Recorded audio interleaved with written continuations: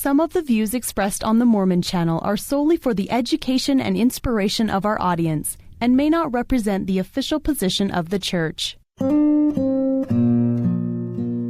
We believe in God, the Eternal Father.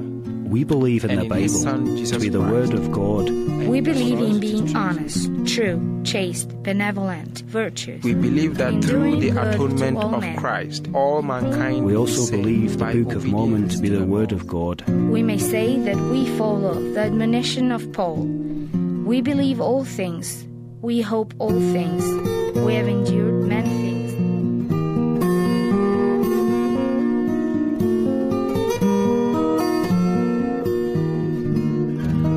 You're listening to the Mormon Channel of The Church of Jesus Christ of Latter-day Saints. Welcome to Why I Believe. My name is Rick Starr. Following World War II, the Soviet Union blocked access to the three western-held sectors of Berlin by cutting off all rail and road routes going through Soviet-controlled territory in Germany. In order to provide the people of Berlin with needed supplies, the order was given to launch a massive airlift using both civil and military aircraft that flew supplies into the western-held sectors of Berlin over the Russian blockade. This operation became known as the Berlin Airlift. One of the many American pilots to fly during the Berlin Airlift was Lieutenant Gell S. Halverson. During the operation, he became affectionately known as the Candy Bomber because he repeatedly dropped candy to German children from his aircraft on his approach to the runway. German children also called him Uncle Wiggly Wings. I met with Brother Halverson at the church's studios in Provo, Utah. He showed up in his original 1948 military uniform, which I might add fits him just as well today at 90 years old as it did over 60 years ago. Today on Why I Believe, service, and how it blesses the lives of both the receiver and the giver. Our guest, Brother Gell S. Halverson. Brother Halverson, thank you for being here with us today. Well, thanks for the invitation, Rick. I'm delighted to be here. Before we get into talking about the Berlin Airlift, I'd like our listeners to get to know you. Brother Halverson, where were you raised? Where did you grow up? And how did the gospel play a role in your life? Well, I was raised on a small sugar beet farm in northern Utah, Garland, Utah, north of Brigham City. And we didn't have any tractors, and I was about the only help Dad had. We had horses, and everything was done with horses. So I was raised in the sugar beets from the day we planted them, to thinning them, to hoeing them, to topping them, and loading them in the wagon in the fall and getting them to the sugar factory in Garland, Utah. So I had a wonderful life with farm animals, loved the horses, and it was a tough way to make a living. But I very much had a great dad and mom. Gospel was a major part in my life. They taught me that don't see how much money you can make. You got to have enough for your families, but you can see we're getting along fine. We got plenty of love, and that's the most important thing. And if you want to really be helpful, when that neighbor, like he did yesterday, came over and said, I needed some help with the horse to work the derrick to unload the hay, but I haven't got any money, and you hesitated for a while before you said yes. He told me, he said, next time I don't want you to hesitate that long. The way you're going to get a real reward is don't ask what's in it for me.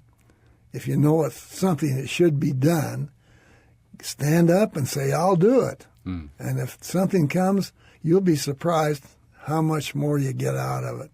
And he imbued that value in me. One of the things that he taught, one of the things that certainly was gospel related, and he was a simple man, but a tremendous human being.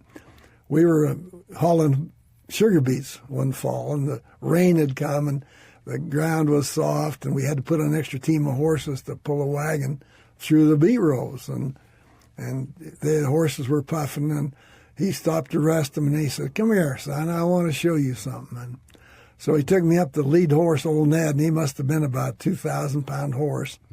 And he spread out his lips, and I thought, I need a toothbrush experience. He's going to show me how bad the teeth look. That wasn't it. He said, look at this small bit in this horse's mouth, how small it is. And that bit turns about the whole body of this 2,000-pound horse. He said, in your life, the little things that come along are going to guide you down the path where that path is going to lead you for good or ill. And he said, it might seem small at that time, but be careful and listen to the Spirit. The Spirit will tell you which path to take. I'll never forget that. And later on, when I read James chapter 3, verse 3 to 5, somewhere there, it says we put bits in horses' mouth, we might turn their whole body about.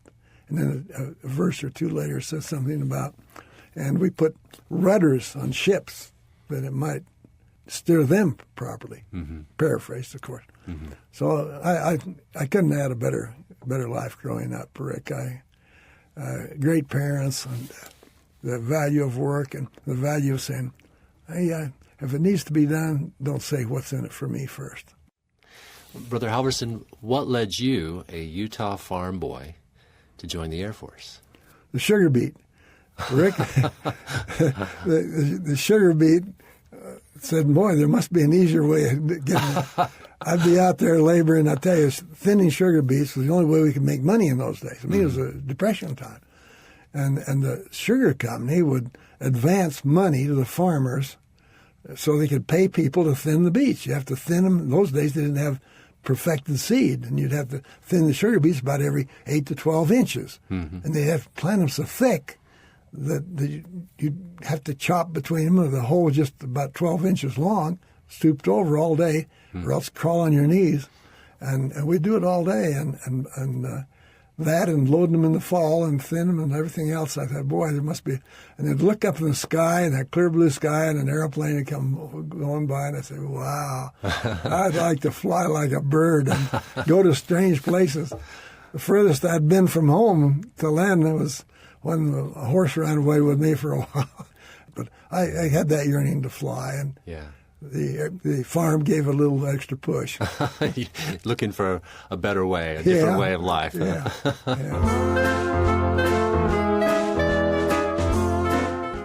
1941, of course, before Pearl Harbor, we knew that we're going to be in trouble, that the world was coming apart, and that we're going to get involved sooner or later. And we didn't have very many pilots, very many military pilots. And at that time, Brother Hinckley from Eden, Utah, was head of the Federal Aviation Authority. And he started a program across the United States. He was in Washington, but he's a farm boy too. And he started a program, so we've got to start training pilots. Not besides the military, they can't do it fast enough. So he started a college training program. In the colleges, they'd say, well, if you qualify and pass the physical, and we'll give you a flying lesson through a private pilot license, so we can build a base. And I couldn't go to college right after high school because I was the only help Dad had left after my brother died, and I was busy with the farm. But then they came a few months later. They said we're going to have a non-college pilot training program, and we'll compete. And so we had a ground school in Salt Lake, a ground school in Ogden, and northern Utah, and Tremont and Garland. And anybody who wanted to take the ground school, and then the examination for written for a private pilot license, then they would take the 10 and give 10 of the 125 a scholarship. And this was still civilian. But knowing that if they could build the ability to fly, the transition to the military would be quick and easy. Oh, I see. Much easier. And so I got one. I memorized everything.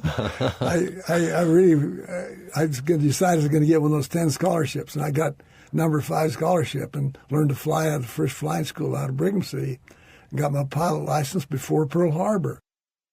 We didn't have an airplane when we graduated, and I didn't have any money. We all put in $50 and bought an airplane. For $500, we bought an airplane, $50 a piece for 10 people. Times have changed. Bought a Piper Cub with a 65 horsepower. Well, it was a Franklin engine with single ignition. So we usually have double ignition. It was the cheapest thing we could buy. But you had to look for an emergency landing field about every flight, because if you lost one magneto, you lost the engine. So anyway, that's how I got started. And then later on, it was Pearl Harbor came, and then in 1942 in May, they saw in the newspaper that the Army Air Corps, it wasn't the Air Force until 1947, and the Army Air Corps was coming to Utah State at Logan and going to give exams for aviation cadet applications. Of course, we were in the war by then, in May of 42, and boy, I ran over there and jumped in and say, I'm a pilot already, and they said, well, you got to pass all the tests, and so I took the test, and they accepted me, and I went in reserve and went to Utah State then for a couple of quarters before they caught. There was a space in the pipeline, and that's how I got started in aviation.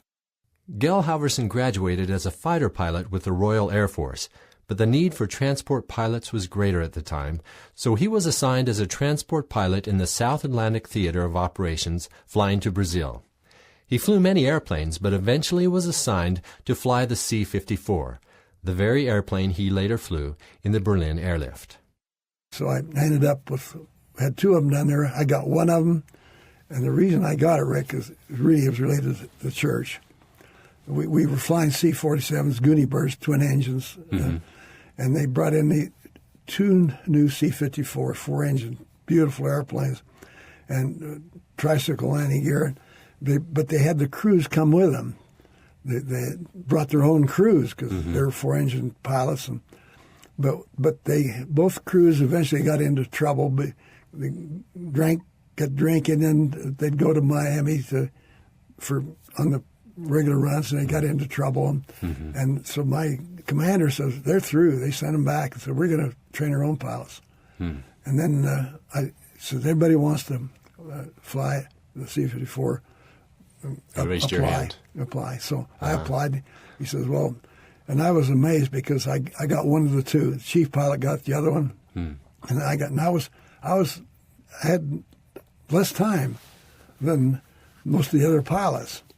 But I said, I'm surprised. I said, well, I'm grateful, but I'm excited. I said, I don't understand. He says, well, you're not the best pilot we've got. But he said, I know that when I send you on a trip, that you're not going to get drunk. And he says, it's more important to me than know that I've got somebody I can trust. And it is, he's got a lot of flying time. You got the skills you need. And that's why you got picked. What a great compliment. It's the church. It was living the gospel. And that's one of the biggest fears I had when I went in the military. How can I be an LDS and be in a military outfit?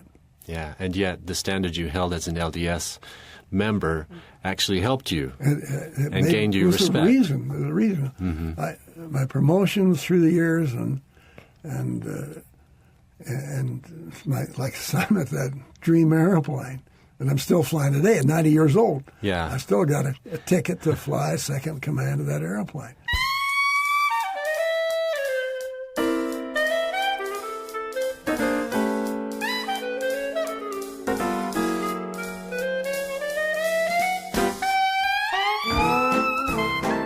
Stalin was emerging as the new Hitler. He wanted to take over the world, and he's on the way to do that. He'd taken Czechoslovakia and Hungary after the war, forcibly taking away their freedom. He was moving west. And at the end of the war, at Yalta, in the early 45, the British, French, Americans and the Soviets with Stalin met at Yalta in the Black Sea to decide what to do with Germany so they wouldn't start another world war. It started two of them now. How do we stop the next one? Well, so we're going to divide Germany into two parts, East Germany and West Germany. And the Soviets will oversee and occupy East Germany. And the British, French, and Americans will oversee and occupy West Germany. And we'll do that as long as it's necessary. And Berlin, the capital of Germany, happened to be located in East Germany. Berlin is in East Germany. And they further divided the capital city into 4 sectors. The others were zones. But these were sectors: the American sector, British sector, French sector, and the Soviet sector of Berlin, cut up like a pie. Mm-hmm. No wall until 1961. So there was no impediment of access across. So people were free to go back and forth. Free to move back and forth across between the sectors. And so Stalin wanted West Germany. Even after that agreement? Yeah, after the agreement. He wanted West Germany as well as East Germany.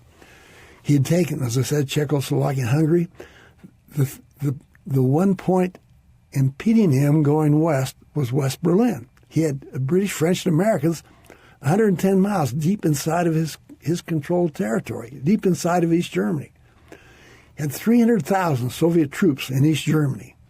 Had more aircraft and more tanks and armament in East Germany than they had in any other province of the Soviet Union, for obvious reasons. Mm-hmm. And these troops heard how terrible capitalism was, and the ideology of the future of communism and the 5-year plan. Mm-hmm. And they wanted to see what these free people looked like. They'd just walk across the border. They're just next door. What did they find? They found people owned their own apartment. Mm-hmm. The rubble was picked up. Walls, and it was a disaster zone. I mean, it was just terrible. Mm-hmm. And some even window box with flowers. Not so in East Berlin and East Germany. The state owned it. Mm-hmm. We'll take care of that. And there was no individual initiative in that regard of personal involvement. Mm-hmm. And they come across, the same was true in the shops. People, initiative go out and bring in imports and the clothing and the food. They didn't have excessive, of course, but these Soviet troops walk in there and say they never saw some of the fruit from Palestine or some other place that these people had on the shelves. The clothing was different, and they had available. The lines were down, and they go back at the barracks that night and say, "Wow, if this capitalism, we'd like some of that stuff," And Stalin had his KGB guys in all the divisions, and they were sending back, "Hey guys, we can't compete. Look at these. This is a show window for freedom." And we can't compete with that. Yeah. You got to get rid of West Berlin. Oh. And so that's what led up to this. It was a very tense time. And so Stalin was forced to this showcase right in his backyard. He couldn't preach the doctrine of 5-year plans with that staring him in the face. So what he did says, "I'll take care of that. I'll cut off all the stuff." West Berlin was maintained by an umbilical cord from West Germany across East Germany into the city. And that umbilical cord was rail, and it was by land, wasn't it? It was by land, mainly. Autobahn, big Autobahn. The canal system. They had deep seaport access right up the canal system, right into Berlin, and the rail system. And so that was feeding West Berlin. Mm-hmm. So he says, well, in our agreement at Yalta, we didn't agree. I didn't sign that we had to give you guys access to West Berlin on the ground. So he said, hey, I'm free and clear. I'm just going to cut that umbilical cord. Wow. And he did. The power plant supplying all the power to West Berlin was located in East Berlin. He just pulled the switch in East Berlin. Pulled up a rail and said, sorry, the rail system just isn't safe for you to travel on the rail. He blocked the locks on the canal. And it was a complete blockade. How many people were in Berlin that were affected? Over 2 million people. Probably about 2.3 million people in West Berlin. Just West Berlin. He was just going to beat them into submission. Beat them into submission. Yeah. And, of course, he was just hoping they'd riot. Now, we had military presence. There was nothing. We were surrounded, I don't know, a couple of thousand people maybe in Berlin, military, in West Berlin. I wouldn't bank on that number, but he was hoping they'd riot, and he'd just move in. We can't have a riot and put it down, and we're gone. Mm-hmm. But the people in West Berlin, including the children, knew by then the difference in freedom and communism and fascism.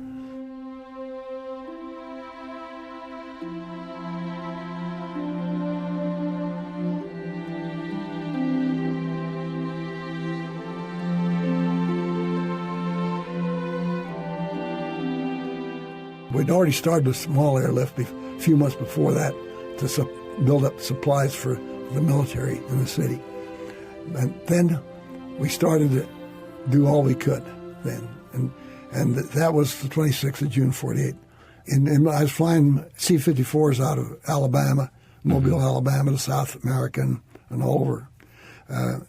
So they were a long-range transport. Yes. How much could they carry? 20,000 pounds, 10 tons. Oh, that's a lot. Two twin-engine airplanes could carry 2.5 tons. Oh, so not nearly as much. No, so they knew immediately we had to have bigger airplanes. Mm-hmm. So one night, I just was in from a flight in Mobile at night, and we got a call to report down to base ops. Got an emergency, went down there and said, in the morning we got to fly 4 airplanes out of here for Germany to support the Berlin airlift. And here are the people that are going to go. Well, I wasn't on the list. When they read out the names, Pete Soa, they read out Pete Soa was going. Well, Pete Soa wasn't a member of the church, but we were working on him. Me and another LDS. There were only 2 of us LDS guys there. And we were working on Pete Soa. He was married, and we weren't. Don McCulloch, and he's still alive in South Jordan, a great buddy of mine. We were they called us the Gold Dust Twins. We were the only 2 that were regular officers, and we were both LDS, and neither one of us were married. And Pete and his wife was just a jewel, and they'd invite us to Sunday dinner. Either single or both were there. Whenever he was in, we were in. And Pete and his wife had just had a set of twins. And Pete was in Panama and just coming back that morning from Panama, and was going to have to leave for Germany. And I called up Pete's wife, and I said, hey, do you mind if I volunteer? My girlfriend, Alda Jolly, which is the queen of the world, and the funny married later on, I was in the East and she was in the West, and we weren't getting along too good. And I said, I just as well be in Germany. And so I called up Mrs. Soa and I said, you mind if I take Pete's place? She says, oh, I'd love you forever. Yeah. And I said, well, I'd like to do it. And so that's how it came about. I went to my commander and I said, I want to transfer back to C-54s. And then he said, well, you have to talk to Colonel Hahn, see if he'll take you back. Colonel Hahn was head of the 54s. And I went to Colonel Hahn. I'd flown for him before, Jim Hahn, what a great guy.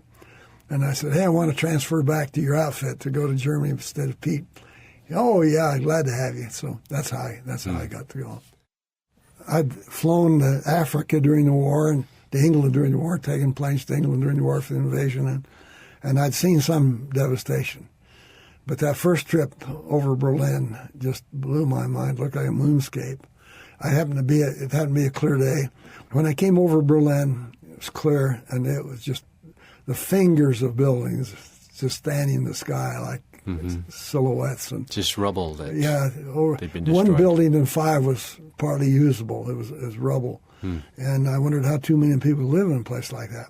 Well, I landed, and these people came on board, ragtag, some in half uniforms, half civilian clothes. Some had been doctors, some in the Wehrmacht, and some in the Luftwaffe. And 5 people would come on board, and 5 in the semi. They had to hand unload everything, heavy sacks of flour. And I got out of the cockpit, walked back there, and the lead man came up, and I couldn't understand a word he said, but I could understand it. His eyes were moist. His hand gave me a strong handshake and looked at the flower and back at me like we're angels from heaven. And the message was very clear, how grateful, the gratitude And gratitude breaks down the walls between former enemies. It's the healing balm on the wounds of war that made the transition, that made us killing each other just a few years before. And then to look at you and grab your hand like that. Mm-hmm.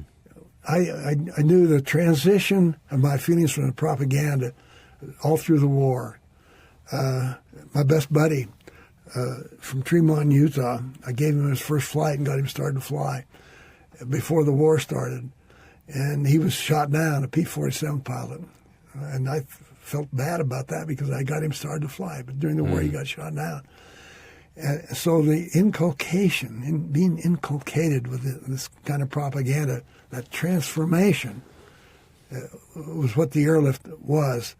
So the first thing we knew was to make that transformation complete was in our pilot meetings after the war, we heard all about Stalin. That's the first thing that says, hey, here's a new program that started to change your opinion about the Germans. Now the new guy was this guy. And then when they cut off all the food to women and children, that says, hey, let's go. That's why we're going back to the enemy.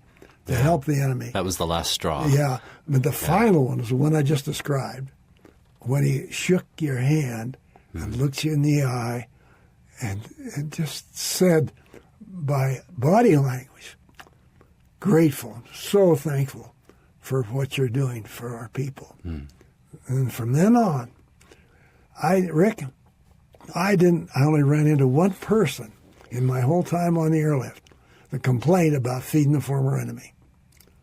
Not only one person complained. Why? I slept in a barn. There was no place in the inn when I got there. And I took my buddies and we got in the loft of a barn and drove nails in the rafters to hang our clothes. Had to go through the mud puddle to take a shower and to eat. But not only one person I knew complained. Why? Because the Savior's message of service before self. If you get outside yourself on the behalf of others, and he gave his life for that, for us. It's so profound, that simple message of the Savior on service. But that is how I got introduced to it, and that's where the transition from enemies to friends came to full fruition for me. This was a massive operation by both U.S. and the Royal Air Force, right? Yes. Yes, it was a massive operation.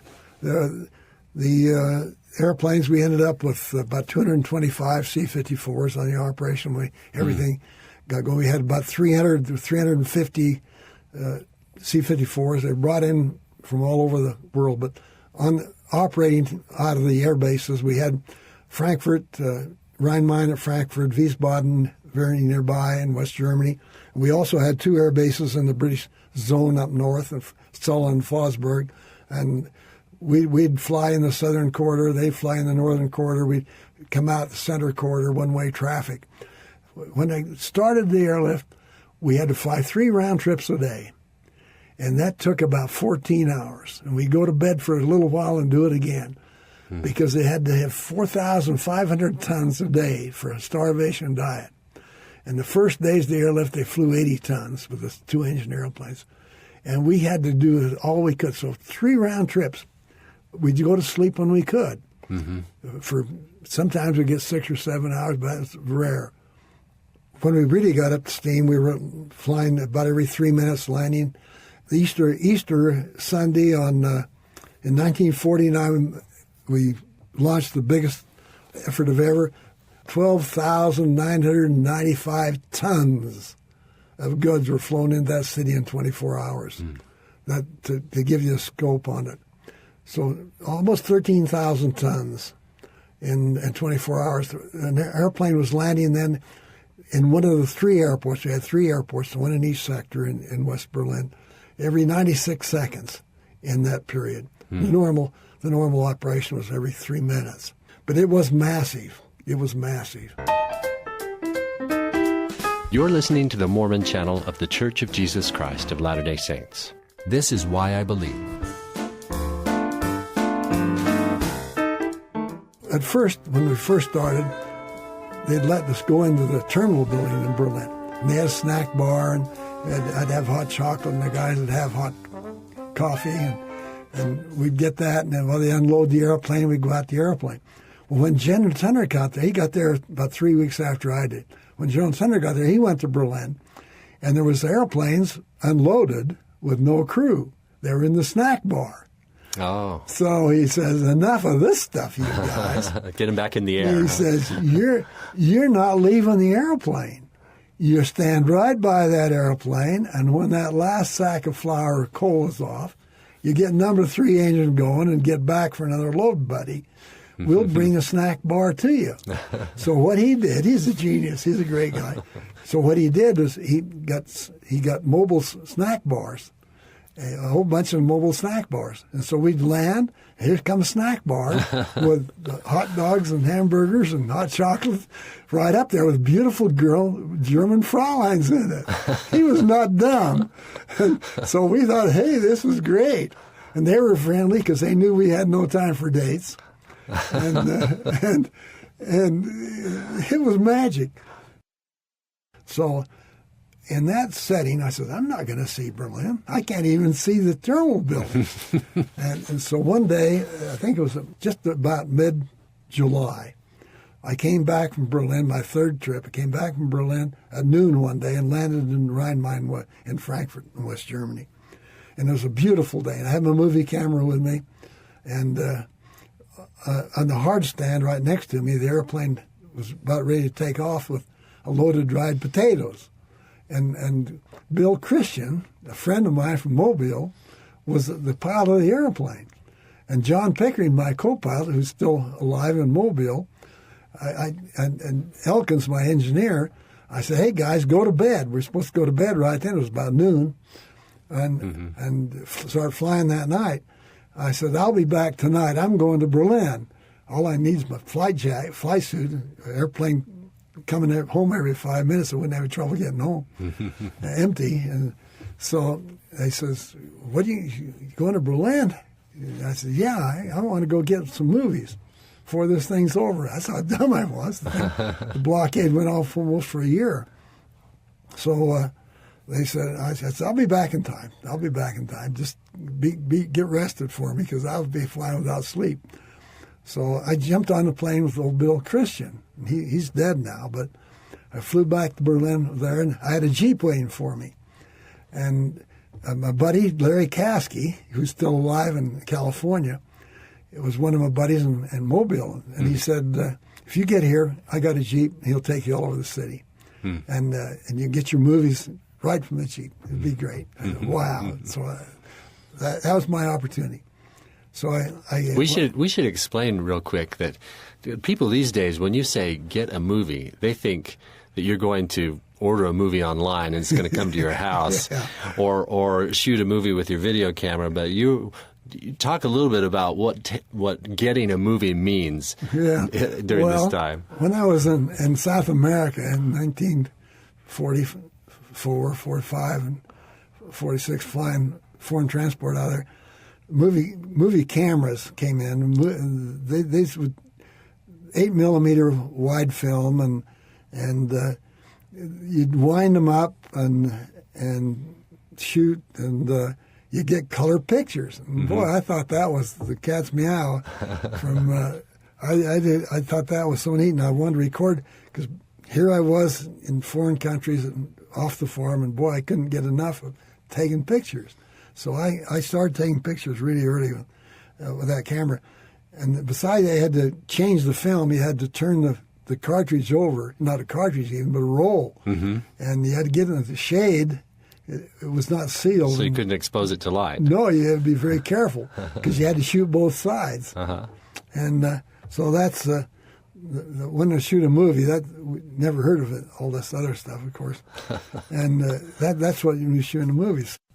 As I landed in Berlin, I said, Larry, I want to get a movie first of the airplane's land. In case I ever get married, I'll outlast this thing. I want to show what the approach was like in Tempelhof, because it was a hardest approach of the three airfields in Berlin. And Tempelhof being the American-controlled airfield. American-controlled airfield. Tegel was a French-controlled airfield. Gatow was in the British zone. But they had flat approaches. They were out in the outskirts. But Tempelhof's right in the middle of the city. The bombed-out buildings right on the end of the runway. And Hitler made the runway too short for us in the first place. It was grass. And we had to put down pure steel planking to land on before we got hard surface runway. So I wanted to get a picture of coming over the bombed-out buildings. And I hiked around 2 miles around the approach end of the runway and behind the barbed wire fence and shooting pictures in my uniform, flight suit, and the same flight suit I got today. And suddenly, on the other side of the barbed wire, appeared, was like magic, about 30 kids, 8 to 14 years of age, right on the other side of the barbed wire, right up against me. The uniform was bombing them a few years before, and they were friendly. They were friendly.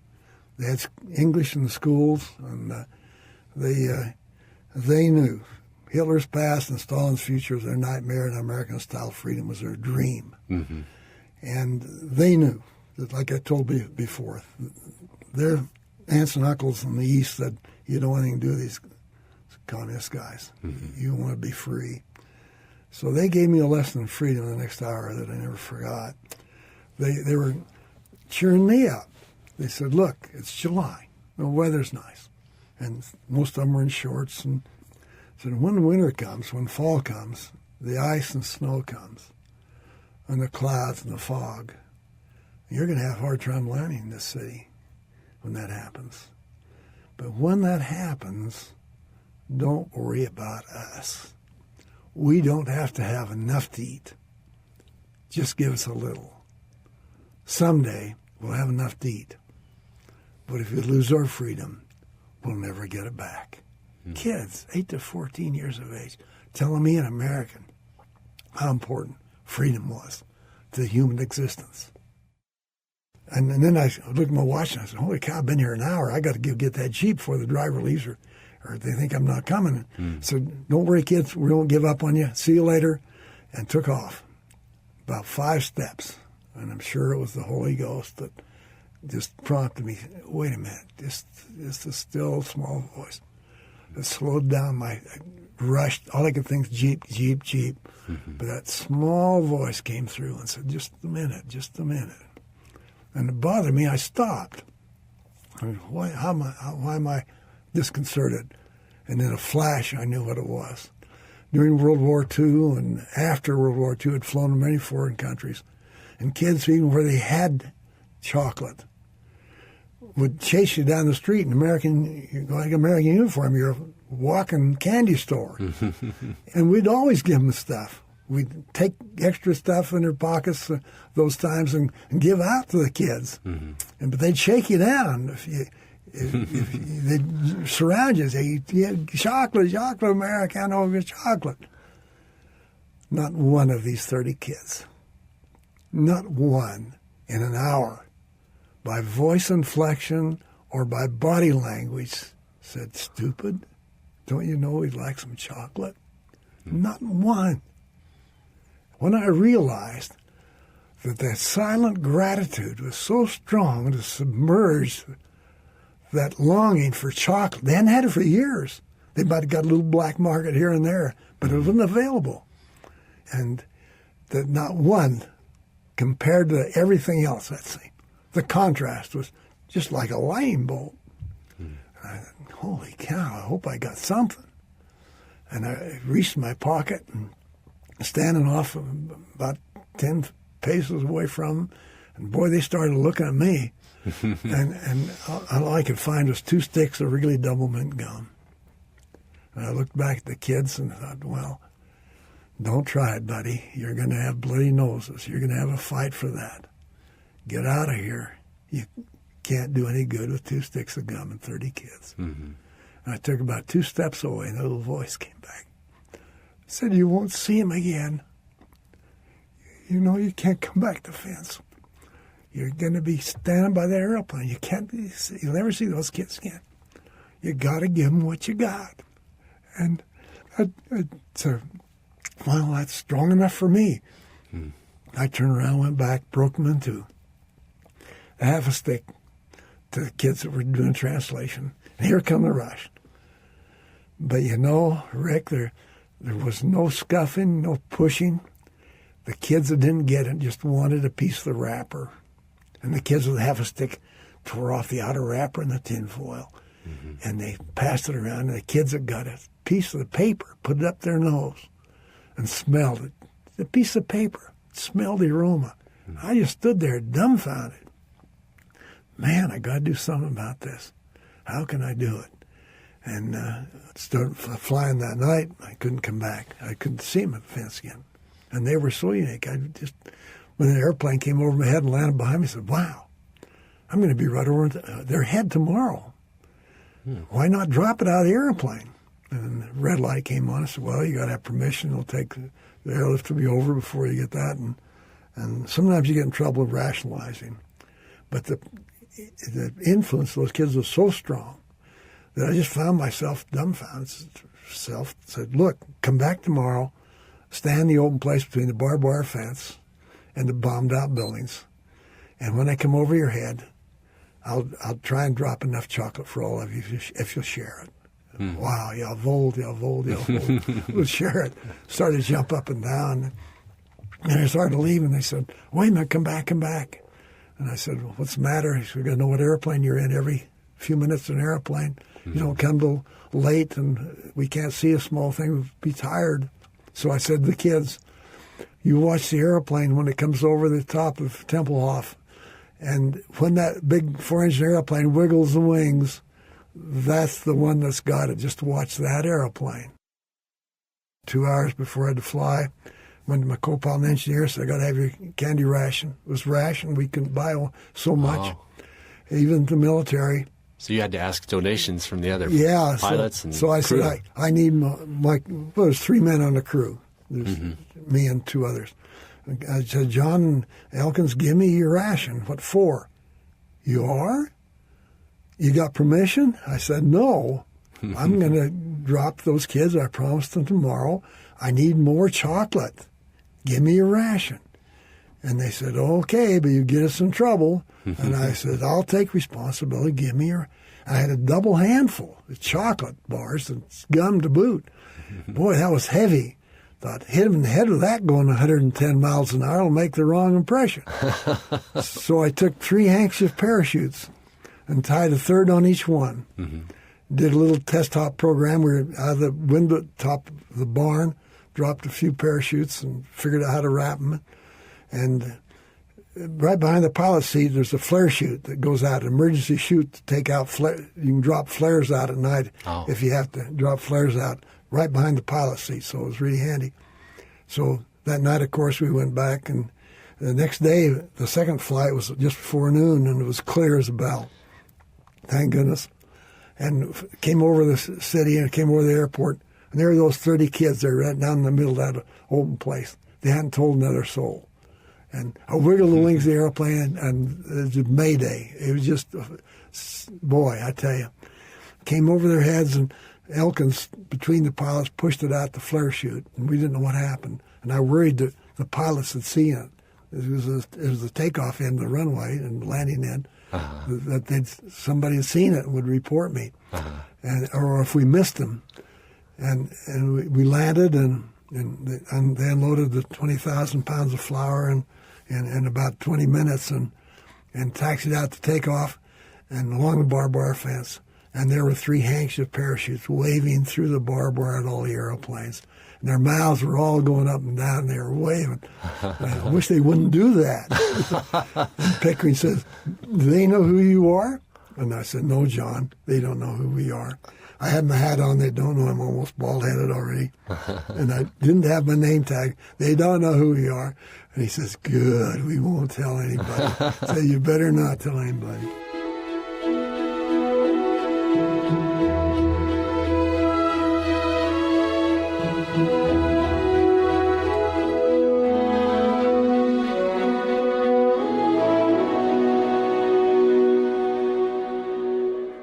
Well, a week went by, and there was more. And more kids. More kids. we looked at each other and said, well, you haven't used your ration, have you? No. Did it again. 3 weeks we did it.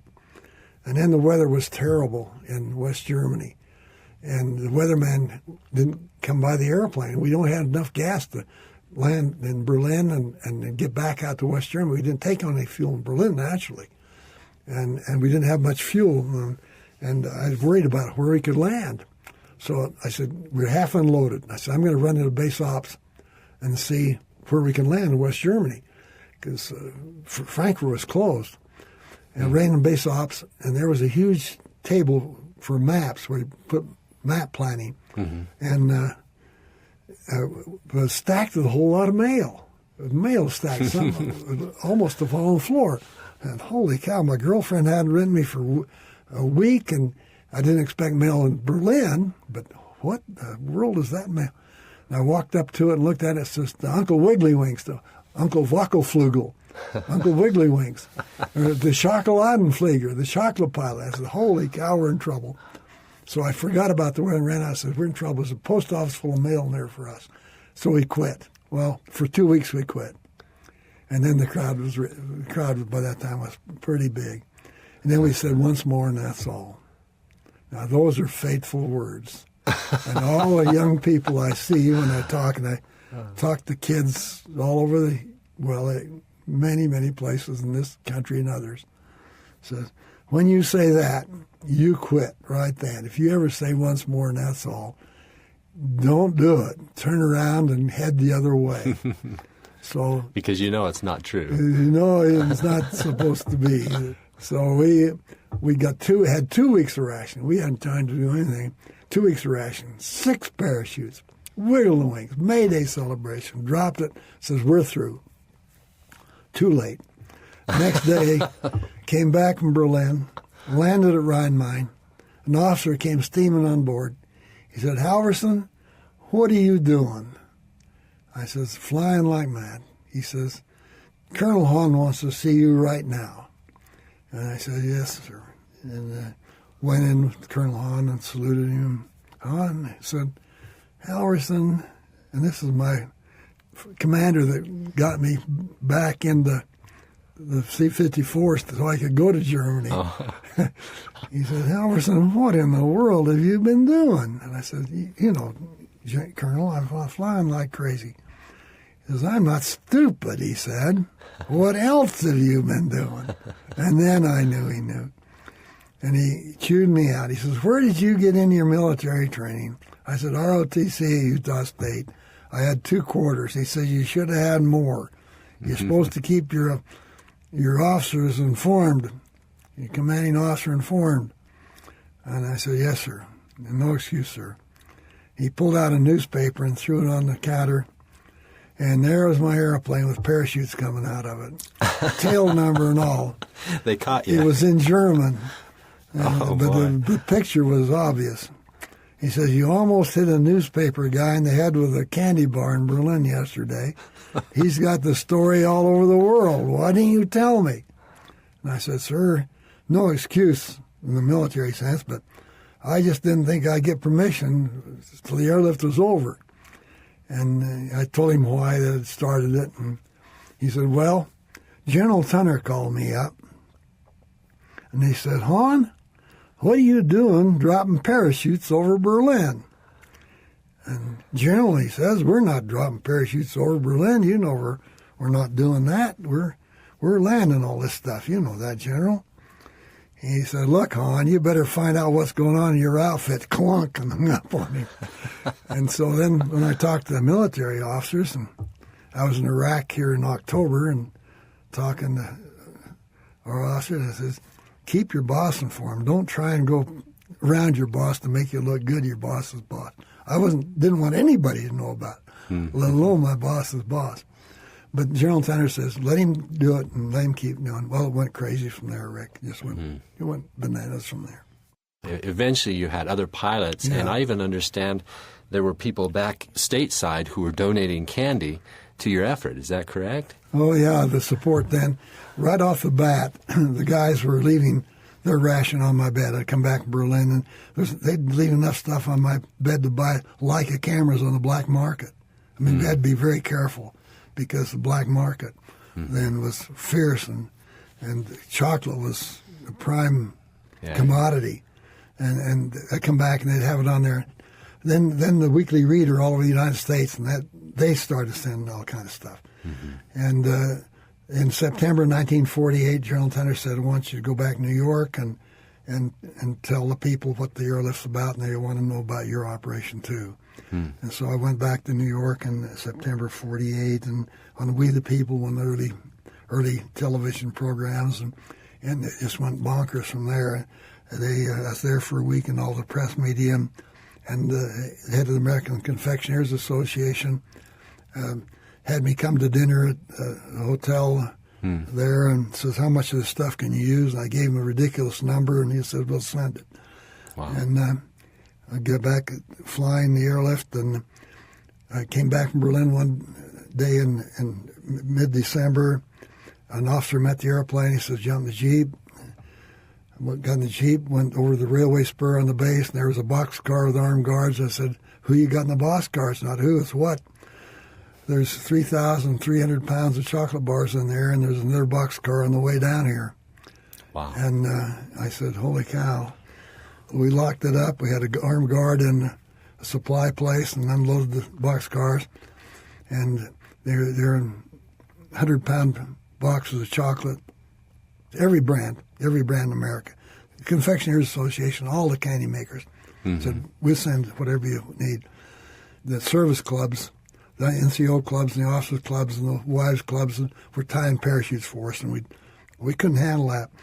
So my buddies in the squadron, we'd take every trip to Berlin, we'd take on 100 pounds extra. We'd take on a 100-pound box. Call it the Tempelhof Tower and say, this is a little victuals flight, have an armed guard meet the airplane. I found a jailhouse in Berlin that was half empty, and we loaded all 6,600 pounds of chocolate bars into that thing before Christmas. And we had a Christmas party all over the city of Berlin, West Berlin, for the kids at Christmas time from that stockpile. Westover Air Force Base in Massachusetts was the main support base from the States to Germany for the airlift. Chicopee Falls, Massachusetts is the town next to it. Chicopee says, we'll handle it all. Elms Junior College, Mary Connors says, I'll organize this thing. Send it to us, we'll do it for you, we'll send them ready to drop. And so 22 schools in that area, Chicopee, Mass, met at a fire station, and that was their headquarters, and got a sign on Little Victuals. They send over 800 pounds of candy, and it's ready to drop every other day. So, Rick, by the end of the airlift, well, in January of 1949, I have a document in my book that documents 18 tons of chocolate going through that facility at Chicopee, Massachusetts, to us, to my buddies.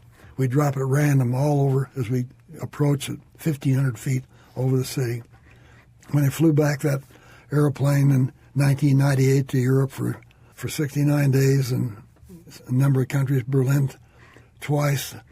In Berlin, the people that come through the airplane that had been there during the blockade would come up to the crew members of that airplane in Tempelhof, this flying museum we're flying, and just shake our hands. Thank you for our freedom. Thank you for our freedom. And one of the men came up to me and he says, I'm 60 years old. 50 years ago, I was a boy going to school. The clouds were very low, and it was raining. I couldn't see any airplanes, but I knew they were landing with radar. By then we had radar to land with. Couldn't see anything. But suddenly out of a cloud came a parachute and landed right at my feet with a fresh Hershey candy bar. He said, it took me a week to eat that chocolate bar. I hit it day and night. And then he says, but it wasn't the chocolate that was important. What was important was, he said, that somebody in America knew I was in trouble, and somebody cared. Somebody cared for me, a kid. He said that was a connection to me, to this outside world. I can live on thin rations, he said, but not without hope. And he paused and said, without hope, the soul dies.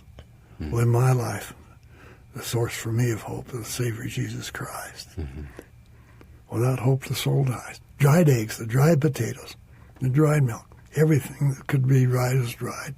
That was more than that. Mm-hmm. That was stronger than food. It was hope. Mm-hmm. Without hope, the soul dies. And we have that need for hope today in our world. The simple truth that the gospel teaches us that it's not the money that gives you self-satisfaction. That's a false god. Money and material things are things that perish. But the things that endure and the things that bring people through tough times, and we're in the middle of tough times, is hope. Well, Brother Halverson, we are about out of time here on Why I Believe. I wonder if you would, as we close out our program today, would you just share your testimony? Well, I value that, Rick. I think that as I look back on my life, there was a period when if my mother would have let me, I would have got on my saddle horse and headed the mountain, got on a high peak and observed the magnificent creation of the universe and how magnificent the universe, how there was no accident. There's a creator up there, and I never doubted that. And this understanding of a supreme being that we are in His image, that He is concerned for us, that He's real, and that He lives. And if we're earnest in our prayers, on behalf of not individually for ourselves, for our own well-being, for those about us, for our families, for our neighbors, for our enemies, that's the only hope there is in the world. That there's no solution except for missionaries that are out there.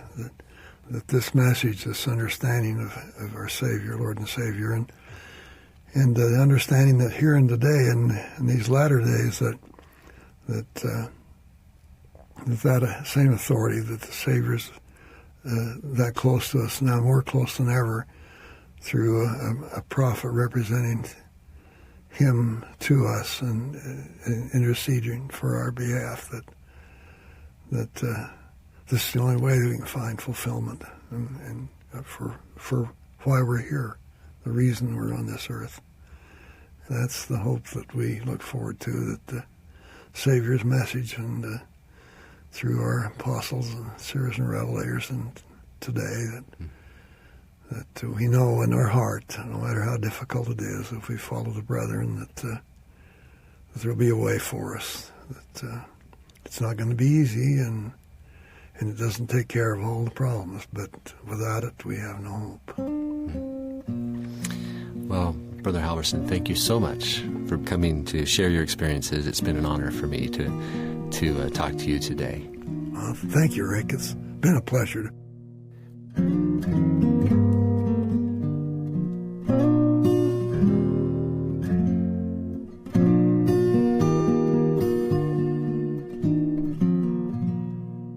You're listening to the Mormon Channel of The Church of Jesus Christ of Latter-day Saints.